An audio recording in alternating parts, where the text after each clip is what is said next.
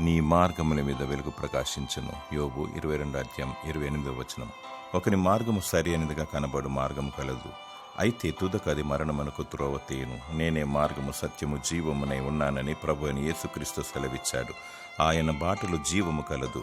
నీ మార్గమును పయనించక, నీ చిత్తవృత్తి అందు దృష్టి ఉంచక దేవుని అధికారమునకు ఒప్పుకో. ఆయన వెలుగు బాటలో పయనించు.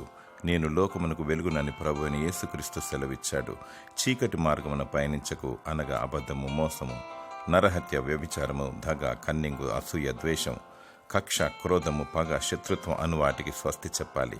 ప్రభు అయిన యేసుక్రీస్తు బాటలో పయనించాలి. ప్రేమ, అనురాగము, ఆప్యాయత, మంచితనము మరియు క్రీస్తు కలిగిన మనస్సును కలిగి వర్ధిల్లాలి. మనుషుల దయలోను దేవుని దయలోను వర్ధిల్లాలి.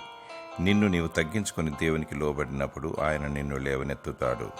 దేవుడు నిన్ను దీవించి జీవపు వెలుగులో నడిపించునుగాక. ఆమేన్.